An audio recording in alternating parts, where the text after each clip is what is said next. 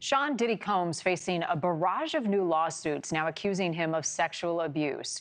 The latest accuser, Thalia Graves, alleges that Diddy and his head of security raped her in 2001 and recorded it on video, speaking out saying the ordeal left her traumatized. The internal pain after being sexually assaulted has been incredibly deep and hard to put into words. It goes beyond just physical harm caused by and during the assault. Being blamed, questioned, and threatened has often made me feel worthless. Diddy is behind bars at the Metropolitan Detention Center in Brooklyn, a judge ordering the rapper to stay locked up while he awaits trial after bail was denied twice. And they say he's innocent, denying the allegations. Entertainment attorney Tre Lovell is with us. Tre, good morning to you. So it seems as though every day there's a new development in this case. Another one is speculation growing online surrounding the death of Diddy's ex-girlfriend, Kim Porter.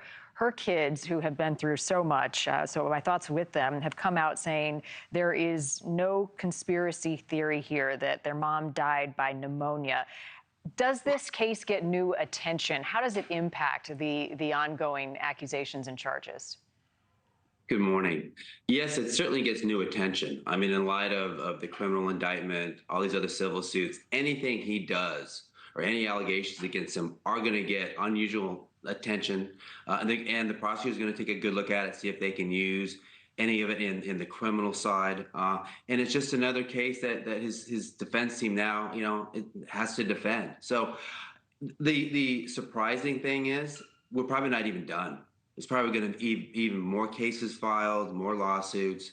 This is just becoming an incredible snowball down the hill. Right, it does, which begs the question, more charges. I mean, the accusation is Diddy didn't act alone, if any of this is true. So how soon and swift may we see additional charges? Because right now, he's the sole target of the prosecution.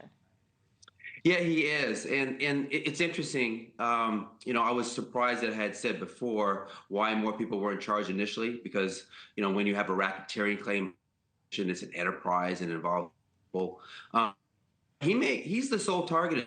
He may continue, as these other crimes and allegations, start to come around. They may be included in the existing indictment, in the existing charges against him, but it's still really up in the air whether or not they're going to charge anybody else.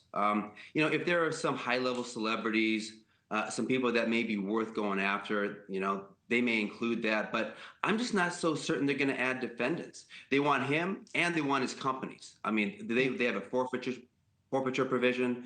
They want his assets, property. They want to destroy him. So it's clear that he's the main target. Whether or not they have other ones, I just don't really know.